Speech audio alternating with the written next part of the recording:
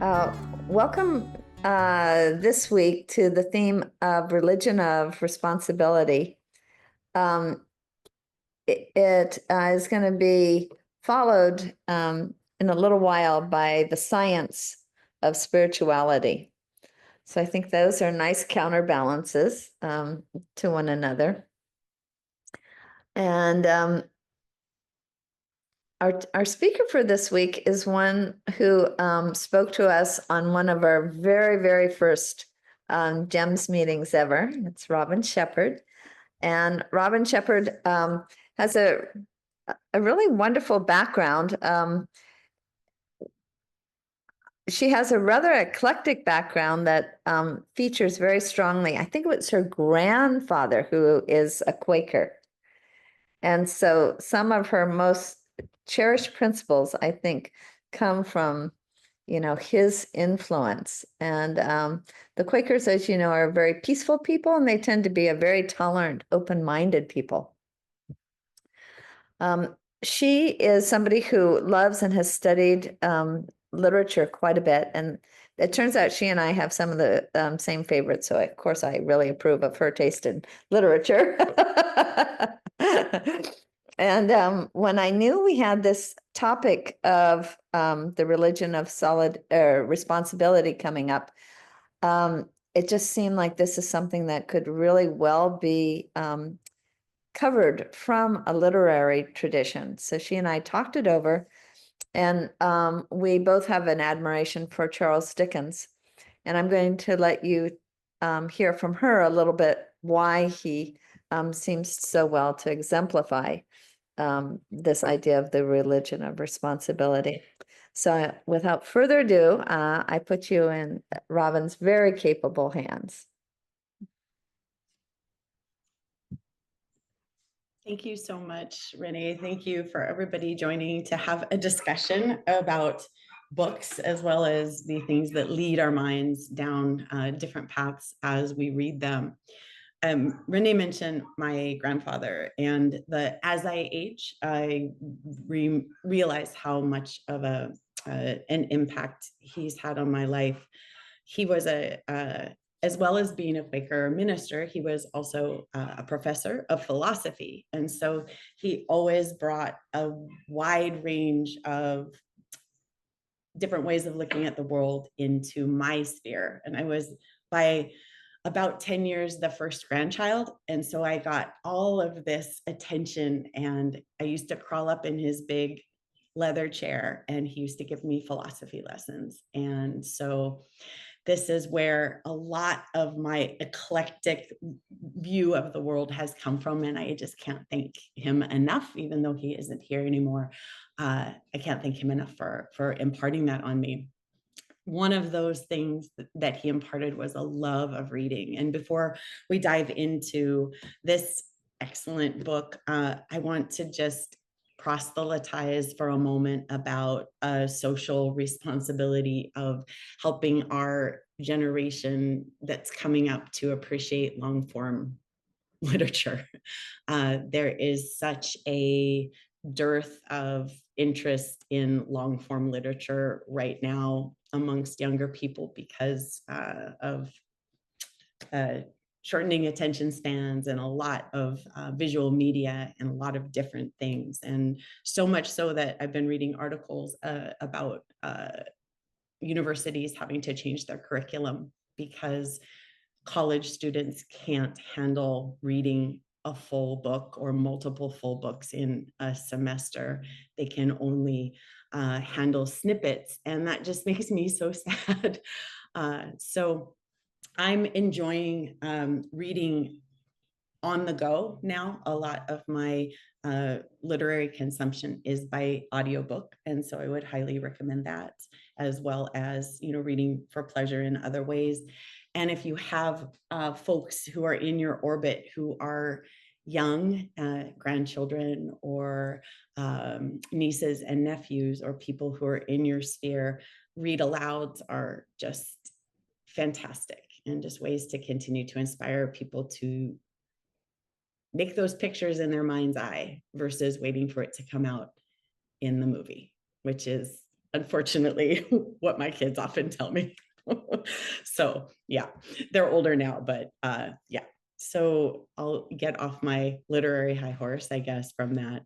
And just thank you, Renée, for allowing me back to speak about a topic, about getting a chance to reread a book that I have loved multiple times throughout my younger days. And every time you reread something, it becomes new again, right? I don't know if you have that experience, but every time you reread something, it hits you differently depending on what kind of, I guess, phase or chapter you are in your life. And so it did me. And I don't know, has everybody read Great Expectations? No. Okay, that's awesome. So it's I would equate it to so it was published in 1860 as a serial, meaning it was something that was released every month and for almost a year, and it was released to high critical acclaim. It was Charles Dickens' 13th book, and so he had already become very popular as an author. And I imagine that this was something that was anticipated and then talked about around the water cooler, if there was a water cooler, or around the ladle, the shared ladle that people used to drink from at work before, things like germ theory happened. Anyway, it was very popular and critically received as so very popular, but also quite a splash with critics. And it is billed as a tragic comedy. And I think that that is what struck me the most. It's so comical now. I don't remember it as a comedy at all, but in my previous readings, but it has so many comedic moments.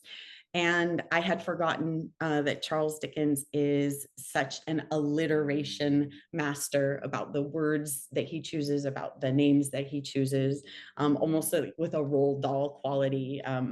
From just the protagonist is Pip, but there's people named Pumblechuck and people named Pocket, and not everyone starts with a P, but those kinds of things. So if you have a chance to read or reread, it is kind of hilarious and tragic at the same time.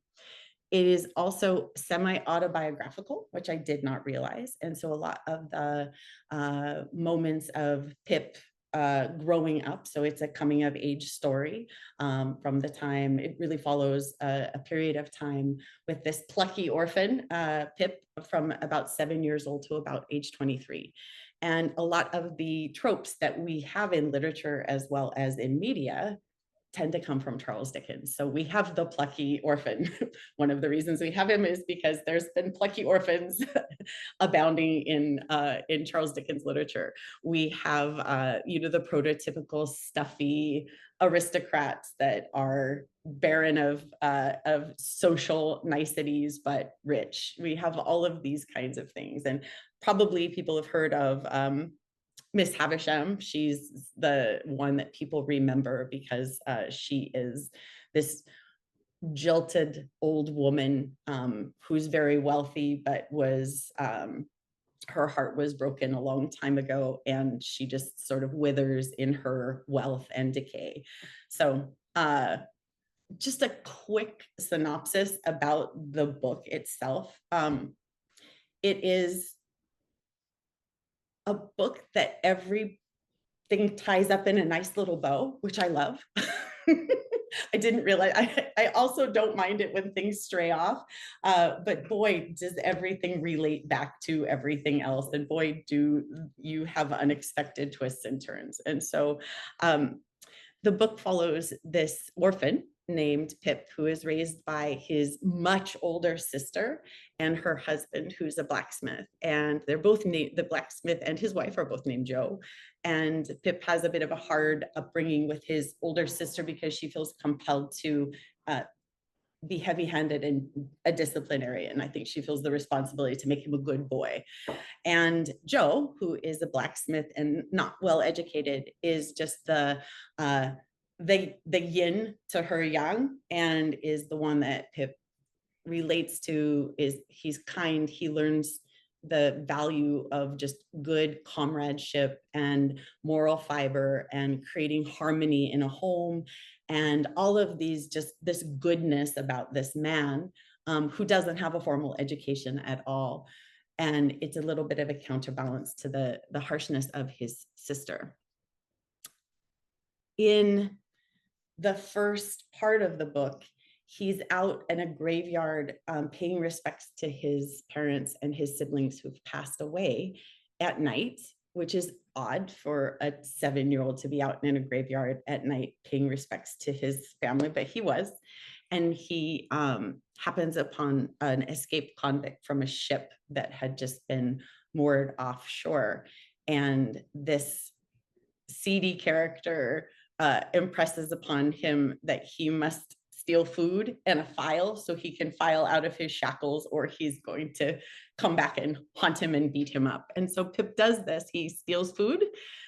He steals the Christmas pie as well as some brandy and gives it to the convict, as well as stealing a file from the forge. And the convict is able to escape. And Pip goes home to meet the consequences of stealing the Christmas pie at his home. But he is thankfully saved from that, because there is a commotion and soldiers are about, they're looking for this convict, and he is swept along with Joe to see about finding this man. And they do recapture him, and he does see Pip, and he doesn't divulge anything that ever happened. He doesn't let anybody know that Pip helped him. And that is where that chapter ends. So as Pip is moving along in his childhood, he isn't very well educated by the standards of the time. He is going to be apprenticed as a blacksmith, and so that's what they're getting him ready for. But an acquaintance of his sister, Mr. Pumblechuck, who I actually love his name, so I'm going to say it again, has the acquaintance of a rich woman named Miss Havisham. And I alluded to her earlier. Miss Havisham is a wealthy older lady who has been jilted in love. She was swindled and left at the altar when in her youth, and she's just withering away inside her home, where the clocks have all stopped, where nothing happens, where things are falling down around her, going to rack and ruin, where the feast of her wedding day is still decaying on the table, where she puts on her wedding dress every day and wears it around. It's just so, it's the description. It's just, it's like you're there. So at this point, everything that used to be white is decayed and yellow and crumbling. And where the way that she is on the outside is definitely an indication of how she's also is on the inside. And she stopped caring. She became very bitter, and she adopted a girl around Pip's age and has been bringing her up to be, I guess, a man killer. She's put all her cruelty and all of her hates and all of her jiltedness onto Estella, who's beautiful and young and very, very cold. And so Mr. Pumblechuck presents Pip as a play toy to Miss Havisham and Estella, a companion, just for them to have diversion. They play cards. He pushes her around in a chair, and it's altogether a very different experience for him than being in his everyday life as the son of a blacksmith. And so it's his first time understanding the upper crust, understanding wealth, understanding what it might be to be a gentleman versus a common person. He's ridiculed mercilessly by Estella about his visage, about his shoes, about his way he speaks, about the way he plays cards, about everything. And so it's the first time in his life he is not really proud of himself. He is a bit ashamed, I guess it would be ashamed, and starts to think about what it might be like to become a gentleman, to become uncommon, and to have a bit more in life. And so things proceed along this way for some time. Miss Havisham ends up, instead of taking Pip under her wing at first, she pays for him to become apprentice to Joe as the blacksmith, I think out of spite a little bit in a strange way. And so Pip had hopes and high expectations of maybe taking a different path, and those were dashed. And he spent time in his apprenticeship with Joe and learning to become a blacksmith. When one day, strangely and fortuitously, Miss Havisham's lawyer came to see him and said, "You have an anonymous benefactor who wants to fund your education and to become a gentleman."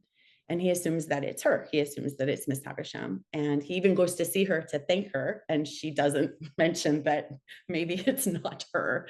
And so he goes to London. He starts to become more well educated. He makes the acquaintance of other young men, some of the upper crust, some who are making their way like he is. And he's a little disillusioned by how cutthroat and kind of icky and kind of how immoral some people are in the aristocracy.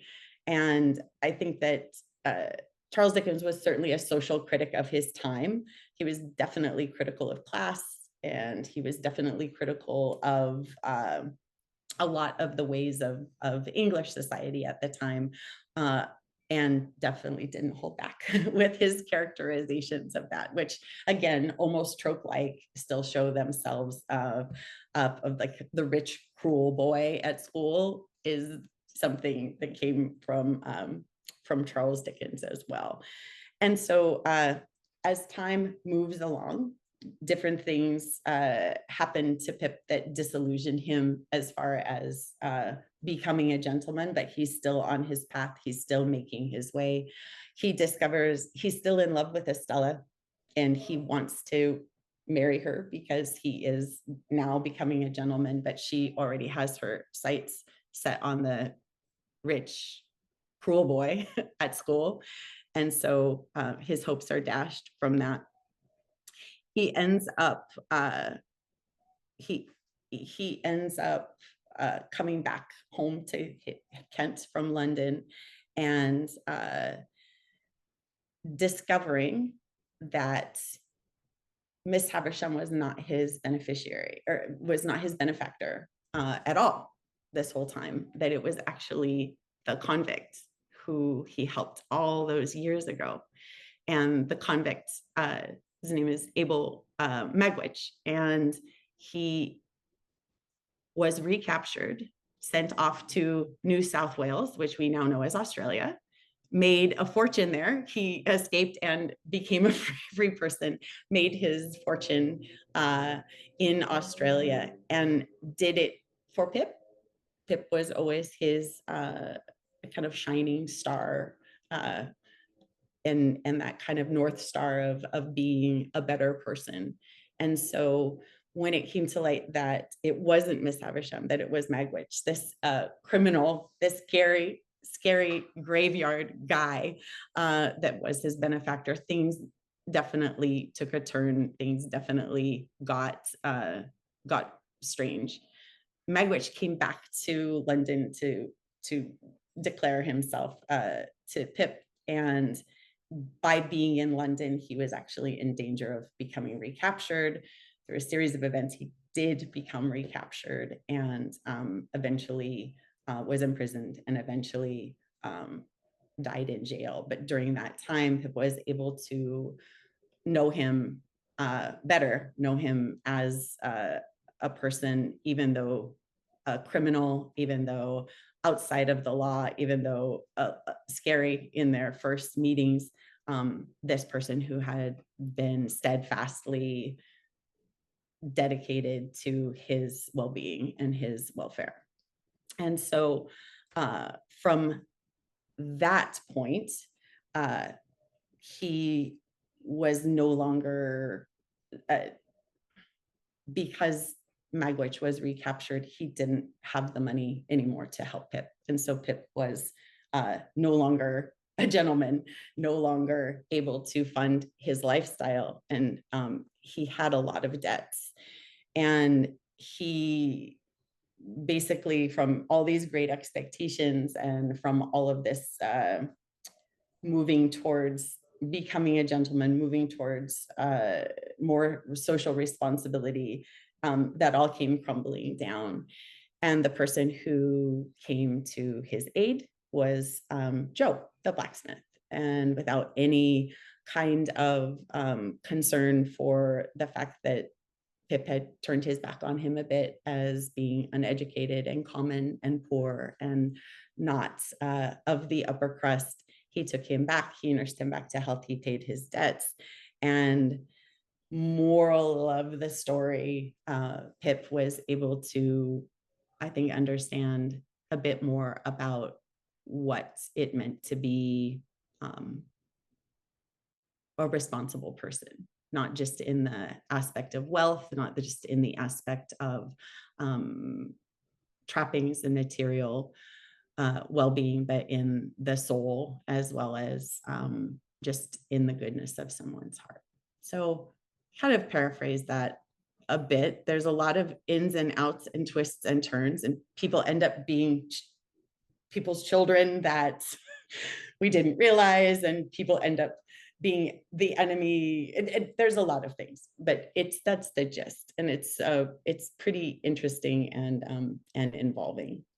And so when we think about this in terms of social responsibility, in terms of the religion of responsibility to ourselves, to others, I think that, Charles Dickens does a great job of painting that picture of, what are our moral obligations to people in poverty? What are our moral obligations to our fellow man, to people who are less fortunate?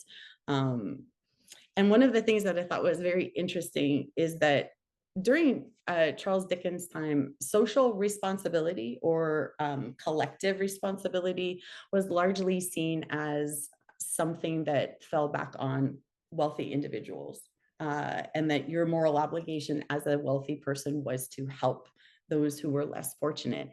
Now, today, we have a different kind of system. We have, yes, obligations from an individual, but we also have social welfare through the government. We have nonprofits, we have corporate donations, we have a lot of different ways, of course, through churches as well, but we have a lot of different ways that diffuse social responsibility onto other people.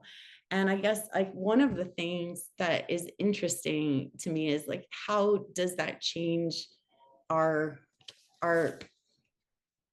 obligation, our sense of obligation to others when it's such a diffuse atmosphere? We definitely have, and I don't know, Renee, it's really hard not to get into politics when we're talking about this, but we have some huge social inequality, very apparent social inequality happening in our own culture, as much as in Charles Dickens' time. And we think about the class system in England being so striated, and I just thought, oh, it's so different today. It's not so different today.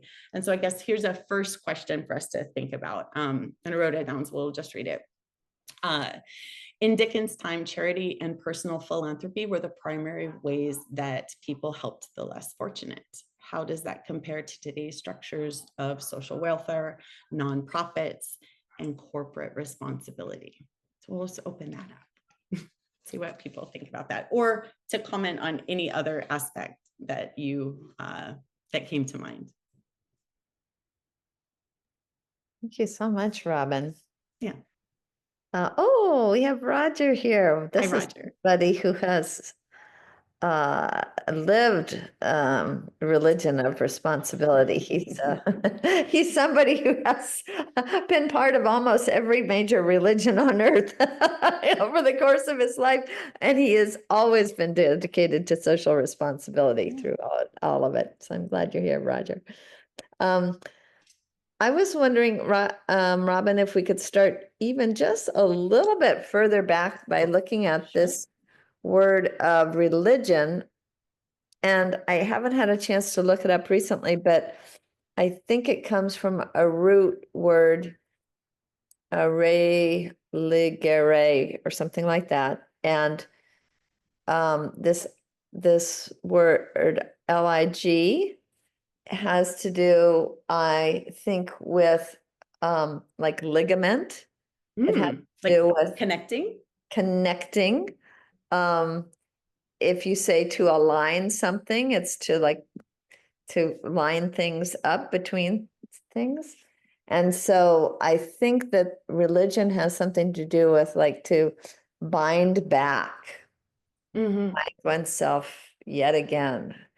And it does sound as if in this story there are people who are binding themselves to responsibility. They're not binding themselves to church, for example, or No. other things, but they are binding themselves to what they see as their duty, their responsibility to others. Do you see it that way?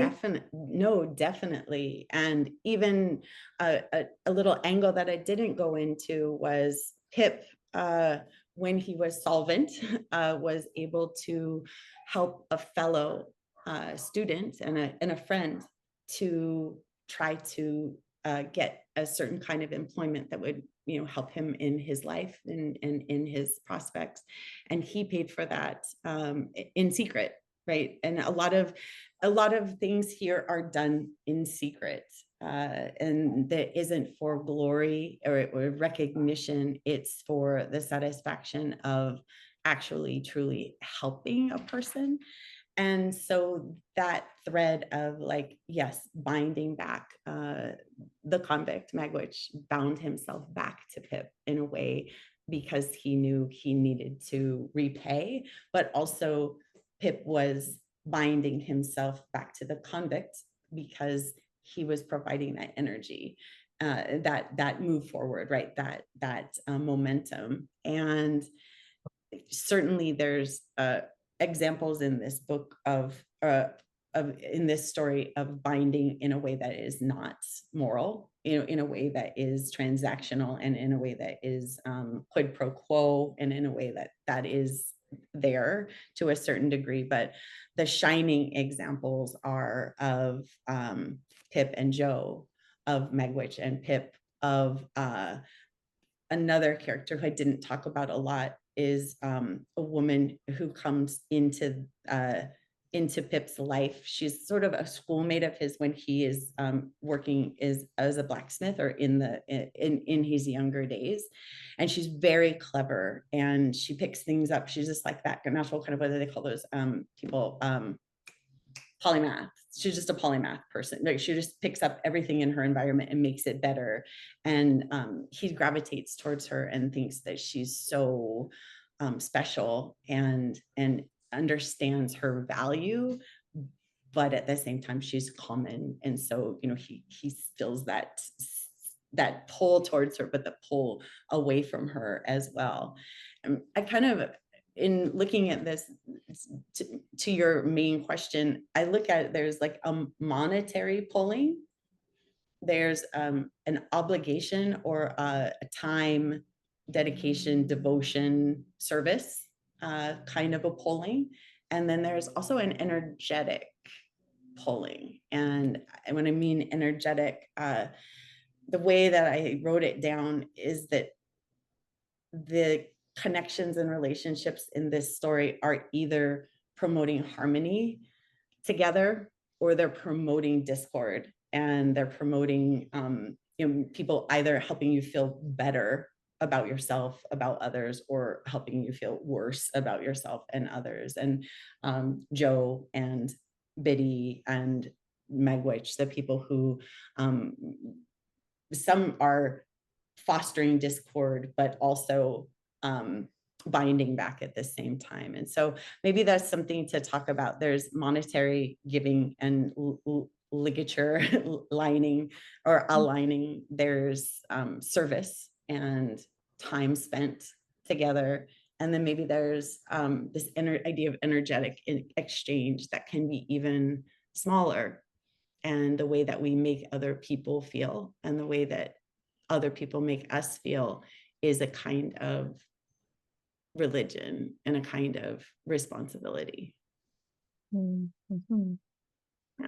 You did a really good job showing this feeling of responsibility to oneself, which would be like to our higher self, to the soul, and also our responsibility to others. And so it seems like a true religion would entail both of those.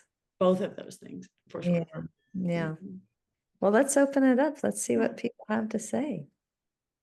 I think there's a innate desire for everybody to be of service. I think we all feel good about it. Makes us feel good, and it's helpful to other people. And the range of motives may be more in one direction or the other. I had a friend who was had a very difficult kind of life, and she would have relationships with men who were just drunk alcoholics and all this kind of stuff. And I said, "Why are you doing that?" And she said, "Well, who else do you think I can help?" So even in her relationships with men, she wanted service. She wanted to help because that gave her a feeling of self, a feeling of being worthy. And I also think, in addition to I think we are. I mean, look at the times we're in. It used to be the Rockefellers and the Carnegies, and now it's the Musks and the whoever. But Warren Buffett and Bill Gates have agreed to put a lot of their money into charities. So you would think in the next 20, 30 years, we're going to have Rockefeller foundations and Mellons and Carnegies, and that would be huge. We already have some from them, but maybe when they're out of the picture and it's run by people who are a little more neutral about money, or high and low, as Pip was between his money and his humane desires. And the other thing I think we have now is every 60% of my mail is requests for donations. Yeah. And so that's a huge source that didn't exist before. And because I keep getting them and they have more gift cards and things, I think it must be of value, and they must be getting some serious money from that. And of course, if the federal government turns off the spigot for a while, that's going to have a huge impact on how the rest of us respond. I was interested in, I just was Googling some statistics about giving and not knowing exactly what information would come back. I didn't want to have any preconceived notions about anything, and was interested to notice that even though there are some mega donors that are coming into the picture, like the Gateses and the Musks and the Buffetts, individual giving is still the largest source of giving in the world. So that part of it, individual donations are still the bulk of what's happening to drive it. And I was also interested to know that just generational giving habits are starting to come onto the scene, because our millennial our millennial generation and our Gen Z generation are having a very different experience of the world, maybe than boomers and Xers and maybe silent generationers in there. And it is starting to, I guess when you're getting 60% of your mail, Roger, of asking for money, how does it not become impersonal? And how do you try to anchor into that feeling of making a difference for people? And I think the way you feel like you make a difference isn't just open your pocketbook, but it's maybe to know and interact with and see it firsthand what is happening with people. And I think that this younger generation, from what I can tell, is more interested in kind of those local ideas, not, just throwing money up and seeing where it comes out, but responding from personal tragedy or personal experience to do that. And I know that that's gone on, throughout throughout giving, throughout history, but seems a little bit more poignant for the younger kids that are coming up. But I guess that's a question, like, how do we, when there is such a great need, how do we tease out where to spend our time and how to get involved? Roger, for you, how do you feel about that? Well, I created a little system for myself where there's charities that I've been given to for years. Yep. And then there's some new ones that come up that hit me in a way that I want to give them some money. So what I do is at the end of every year, I make a gift. And to those charities, I mean, it's very ad hoc. It's very, Yep.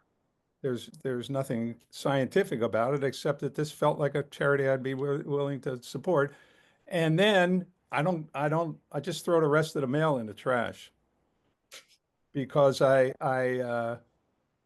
get five requests from the same organization.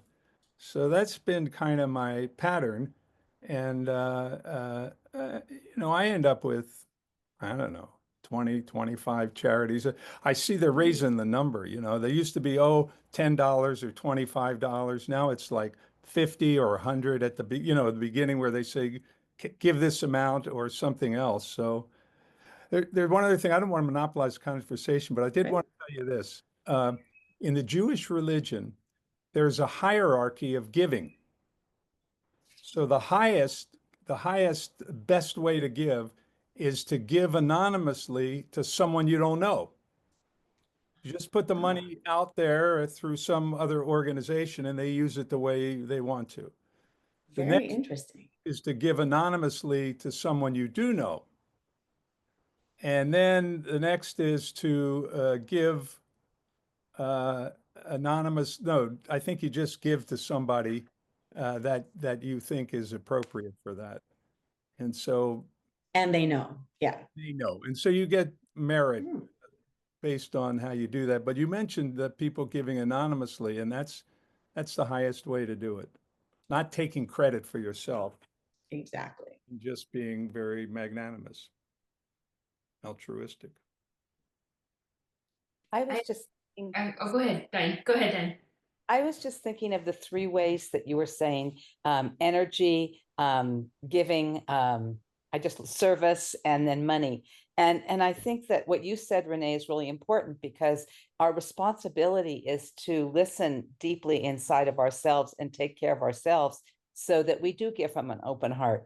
I'm aware that when I used to give a lot and didn't take care of myself because I wanted to be loved or I wanted to get them to like me. So I gave, and what I learned was that if I give from an open heart and my heart is filled, I'm giving from overflow versus feeling like I need something back. It's not about that. It's about I'm taking care of myself and I'm doing my spiritual practice and I'm listening to where my service goes. And I think that what I've been working with, especially with everything going on in our world right now about giving, is how do I live my life and live love and light in my daily life? Do I say hello to the grocery person, or am I nice to other people, or how do I help other people in a way that's, for me, it's one-on-one, and it's like it becomes very personal that I can connect with somebody and be of service to them, or, you know, bring a casserole or something. But I mean, I think it's really important that we do get so many, this GoFundMe thing, you know, everyone wants a GoFundMe, and it gets to be overwhelming. So I've been looking at how, yes, I have organizations I give to and people I give to, but how do I live my daily life as a matter of giving and responsibility? We are all one and come from love. And if we can be loving to others, that is my religion of responsibility.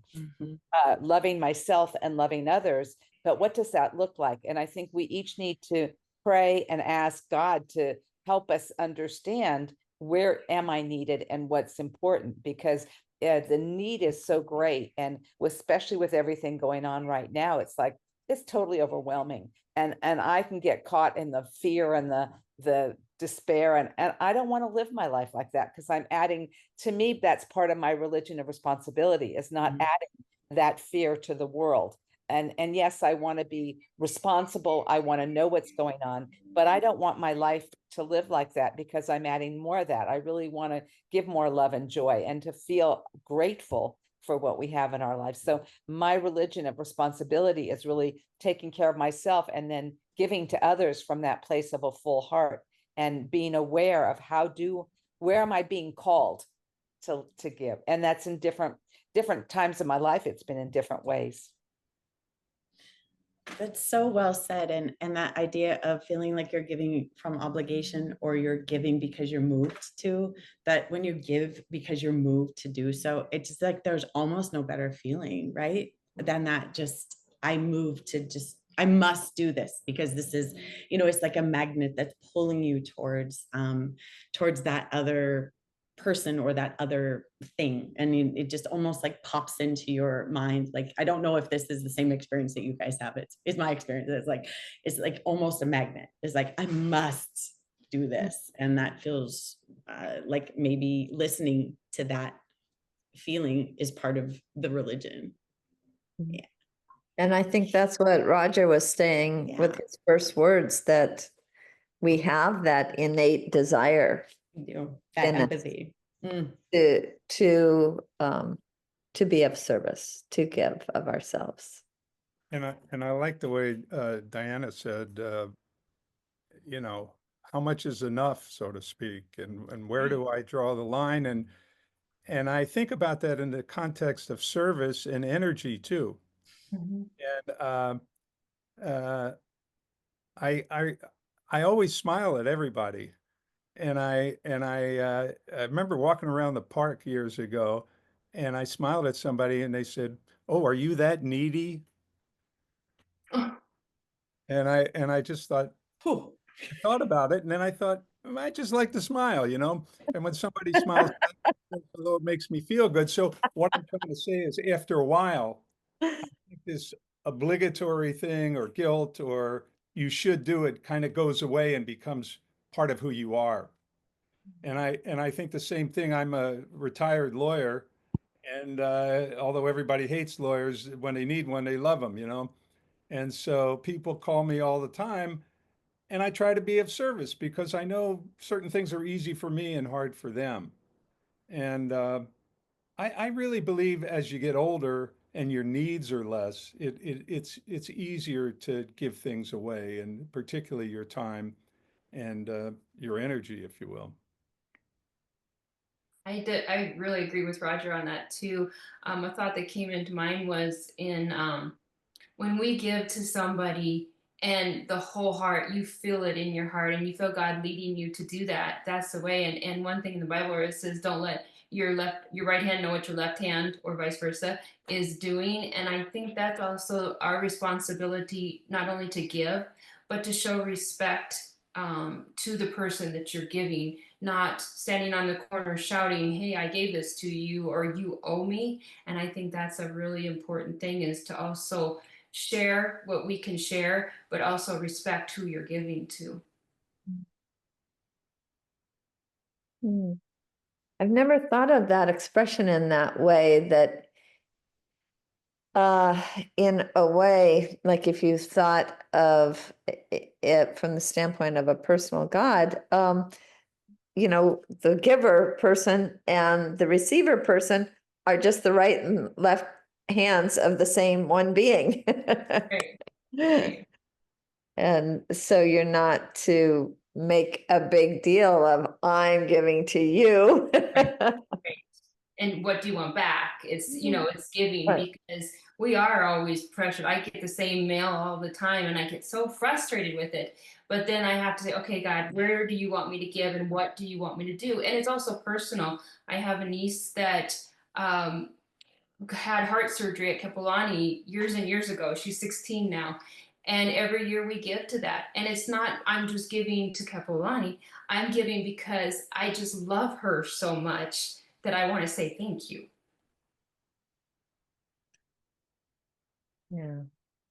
So that question of when there is so much need in the world, and I'm following this religion of responsibility to do my best to answer it, who do I give to?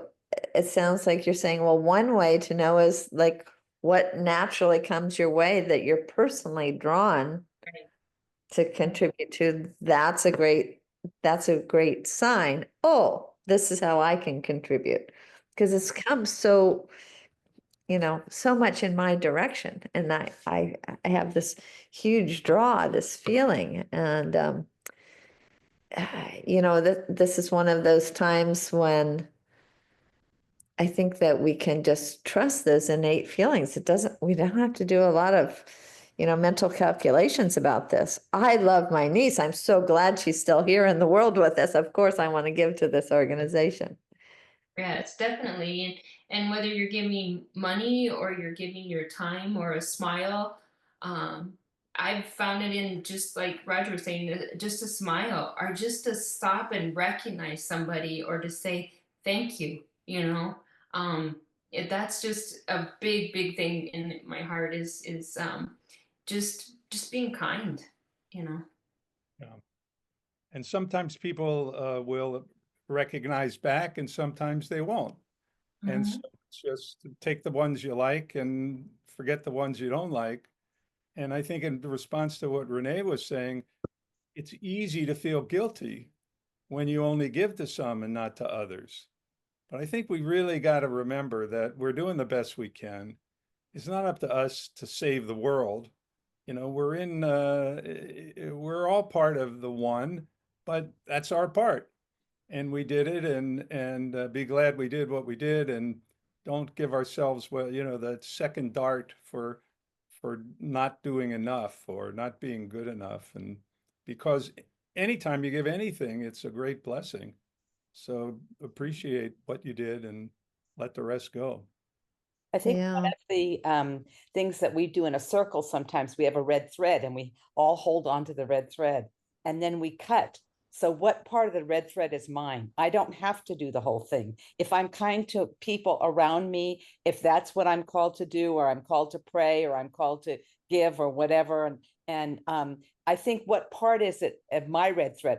Like you said, Roger, we're not responsible for the whole thing. And so when it becomes overwhelming is when I lose faith and trust that I'm not the one in charge, and that I'm being called to do my part, and that I pray that other people will do their part. And hopefully we all do what we can, and have faith and trust that we're listening. Yeah.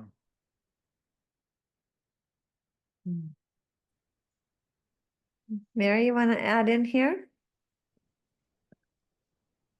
You're muted, Mary. We can't hear you somehow. Can you hear me now? A Okay. little bit. Oh, Can you raise your? I don't know. Let's see. What have I got here? Let's see. Is that any better? A little bit. Just speak loudly. Yeah. Okay.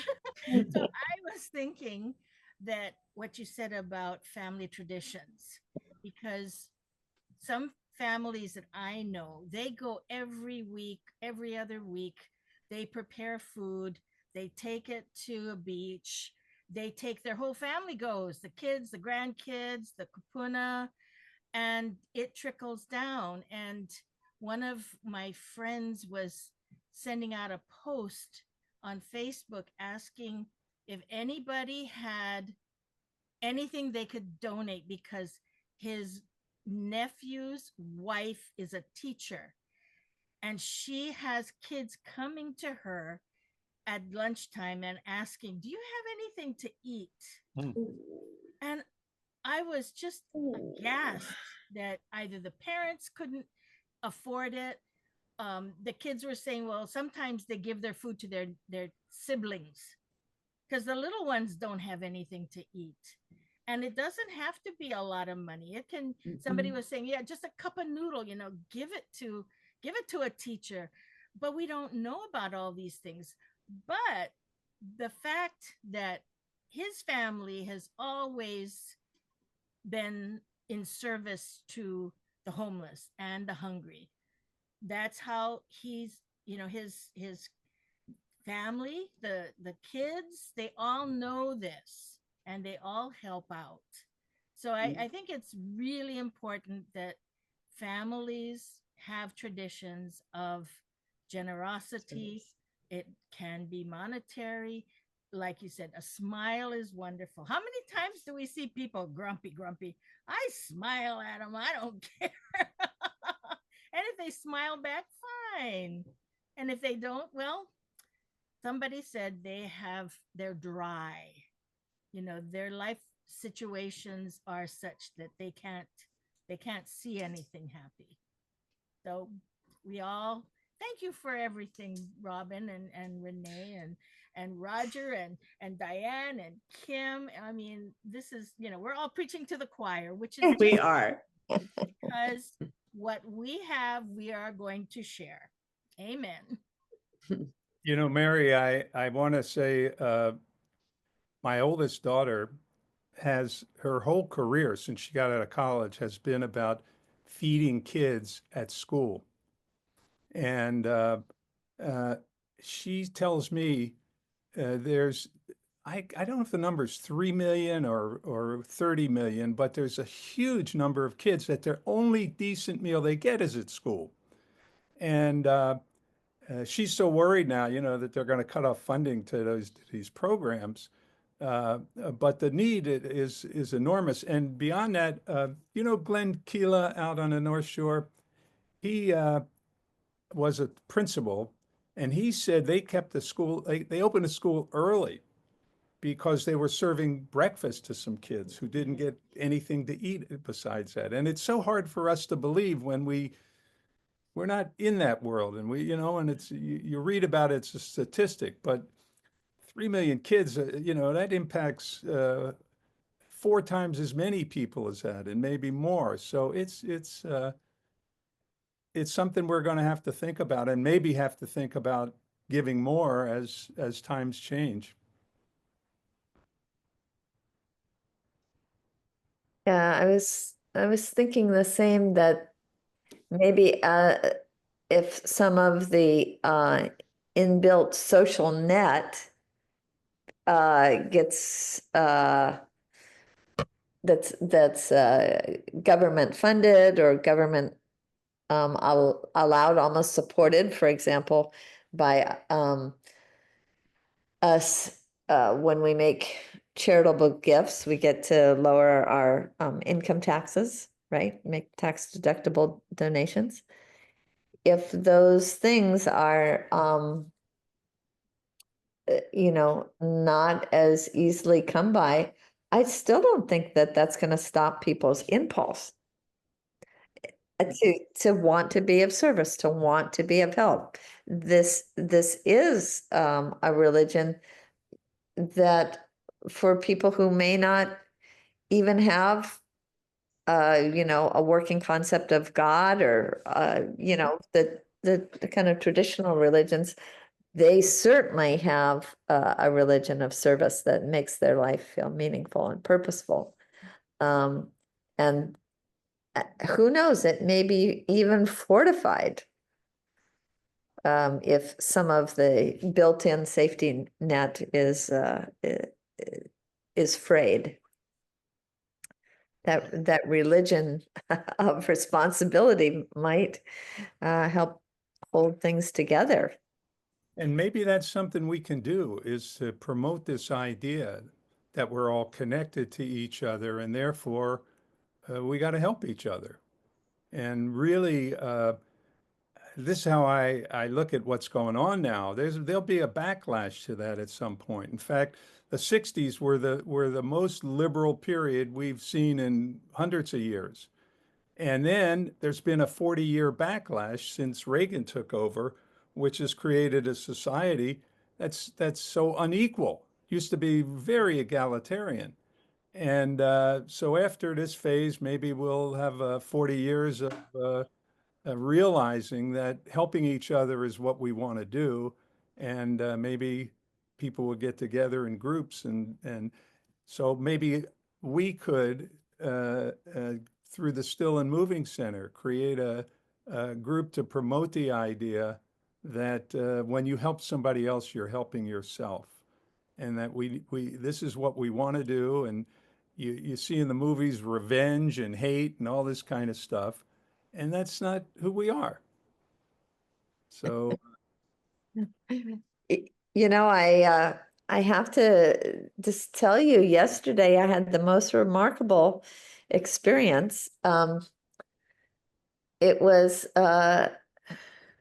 something that was planned by our staff to surprise me. Um, I came down from teaching my class, and there was this whole thing happening, and I looked over in the corner of our lobby on the boutique side, and there was Dustin sitting there with a baby grand piano that he was playing that had been gifted, wow. percent gifted to Still a Moving Center, which, you know, is a community center, right? We've been doing all of these many free events. Robin has every month almost been one of the people who has been participating in a benefit sound healing event. So there's the music of crystal bowls and so on, and then she leads people in yoga or aerial yoga sometimes. And any donations that come in go each month to a different charitable organization.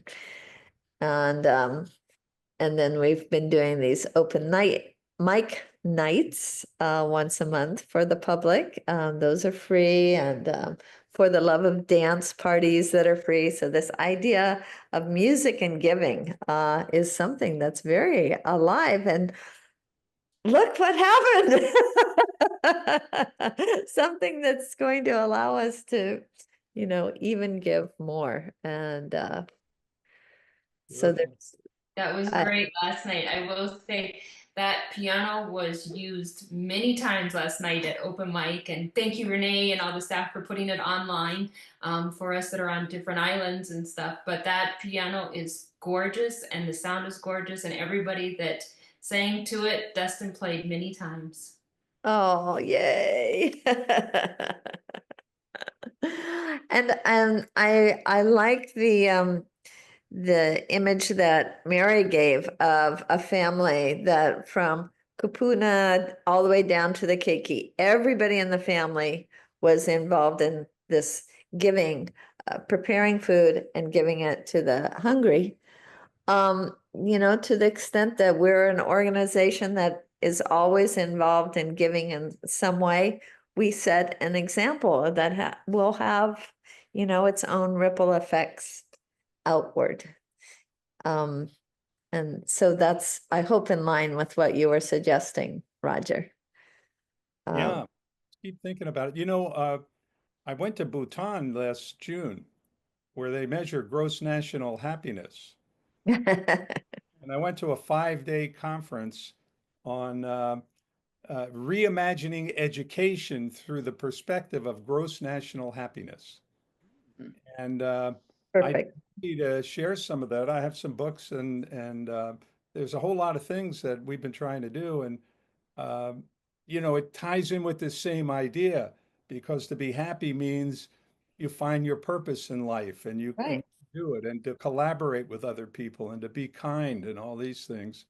So I just mentioned that if you're interested, we can talk some more about it, and I could bring you some stuff, and see whether we could do something through the center. Absolutely. Well, it sounds like it should start with Jim, so you and I should talk. Okay. Yeah, wonderful.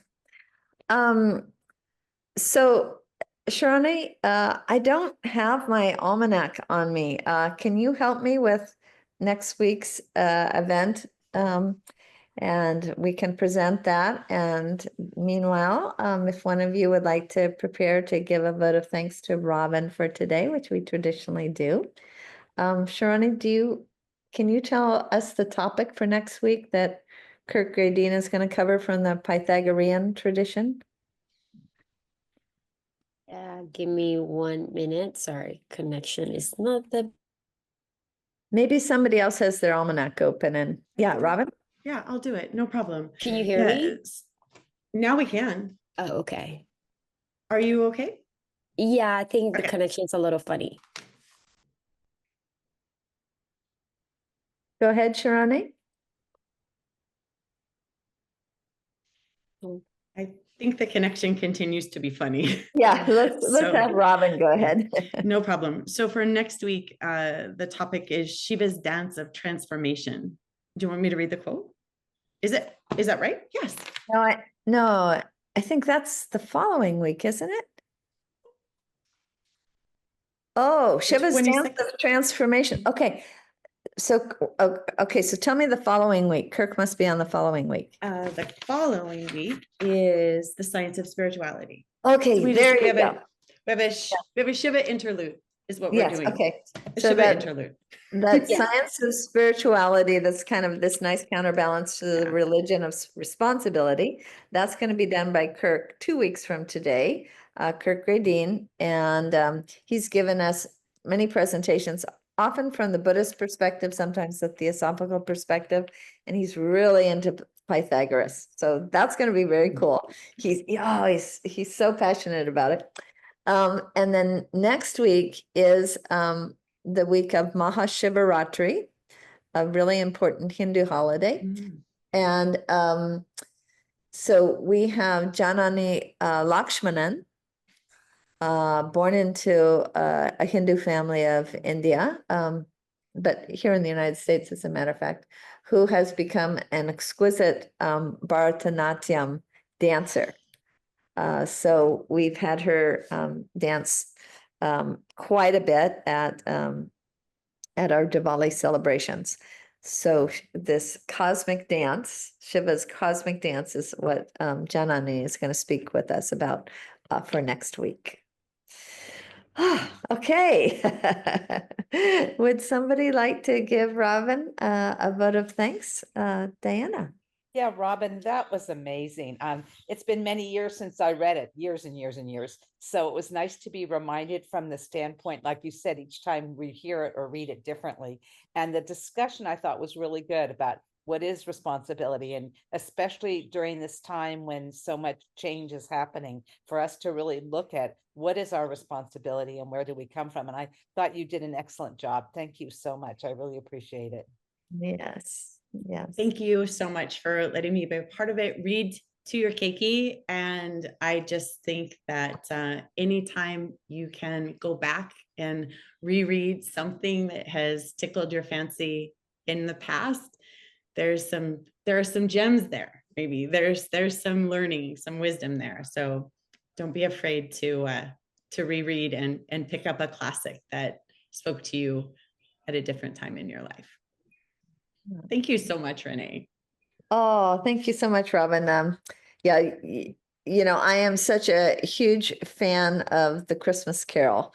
I just feel like it tells such huge, important lessons, also from Charles Dickens, that I'm really happy to hear about one that I didn't realize was autobiographical to some degree. And you presented it so clearly, because I do know how complex his storyline can be. So thank you for untangling that for us and making it quite accessible to start a conversation on. That was wonderful. Absolutely. Thank you so much. Have a great rest of your Saturday. Yeah, Now everybody. go out and be useful, right?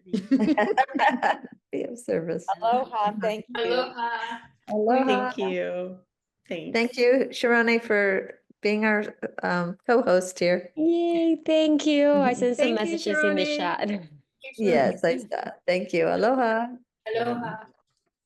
Yeah, thank you.